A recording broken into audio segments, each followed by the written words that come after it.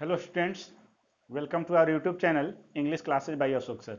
आप सबों को हमारे YouTube channel English classes by Ashok sir Chhapra में स्वागत है।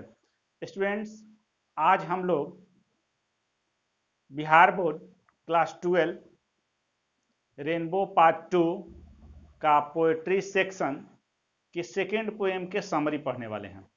तो स्टूडेंट्स, यदि मेरे यूट्यूब चैनल को आज सब्सक्राइब नहीं किए हों तो सब्सक्राइब कर लेंगे और बेल आइकन को दबा देंगे ताकि कोई भी नोटिफिकेशन, कोई भी वीडियो अपलोड करूं तो सबसे पहले नोटिफिकेशन आपको मिले। तो चलिए स्टूडेंट्स, शुरू करते हैं हम song of my self, second poem song of my self का समरी। तो देखिए स्टूडेंट्स, आज हम लोग पढ़ेंगे सॉन्ग ऑफ माई सेल्फ। ये वाल्ट विटमैन के द्वारा लिखा गया है, इसके पहले इसकी चर्चा हम कर दिए हैं। तो देखिए सॉन्ग ऑफ माई सेल्फ का समरी हम लोग पढ़ेंगे।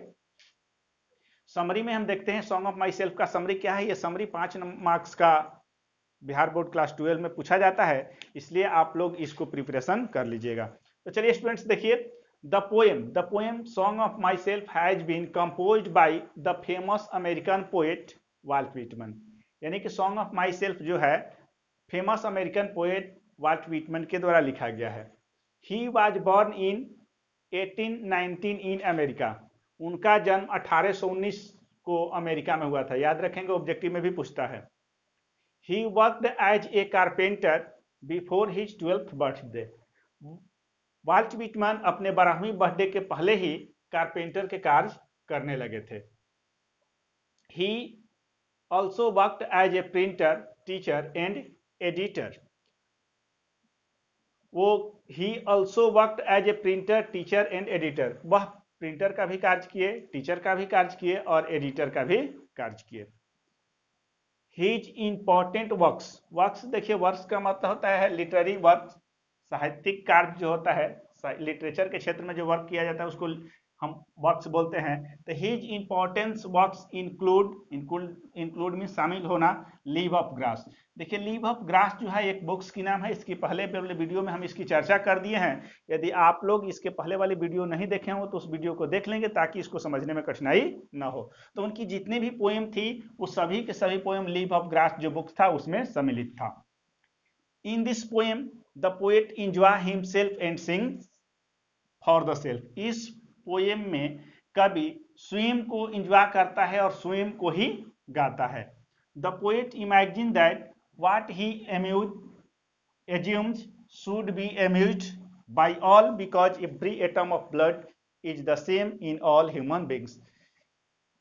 कवि कहता है कि द पोएट इमेजिन, कवि ऐसे इमेजिन करता है, कल्पना करता है कि व्हाट ही इज अम्यूज, कहता है कि जो मैं एम्यूज करता हूं, जो मेरा मानना है, should be amuse by all, वही सभी को मानना चाहिए। बिकॉज, क्योंकि every atom of blood is the same in all human beings, क्योंकि मानव जितने भी मानव जाति हैं इस धरती पर, सबका शरीर सेम ब्लड से ही बना हुआ है। इसलिए जो मेरा मानना है वो सभी मानते होंगे, सभी को मानना चाहिए। आगे कभी कहता है ही इनवाइट्स हिज सोल, कभी क्या करता है, अपने आत्मा को इनवाइट करता है, invite his soul while wandering. यानी कभी जब वांडरिंग करता है, इधर उधर भटकता है, तो अपने आत्मा को पुकारता है। He bears the pain that is given by the spear of summer grass. और समर ग्रास के स्पीयर के द्वारा जो उसे पेन मिलता है, उसे दर्द मिलता है, दुख मिलता है, इसलिए वह अपने आत्मा को पुकारता है। He says he is 37 years old. वो आगे कहता है, कभी कहता है कि मैं अभी 37 साल का हूं, 37 वर्ष का हूं। He is healthy and hopes to remains healthy till death. कभी कहता है कि मैं अभी स्वस्थ हूं, मेरा परफेक्ट एज चल रहा है और आशा करता हूं कि मुझे मृत्यु तक ही यही एज जो है, यही परफेक्ट हेल्थ चले। ही always keeps feelings and thoughts in his mind for good और बैड। कभी हमेशा अच्छे और बुरों की पहचान करता है, अच्छे और बुरे गुणों को जानता है।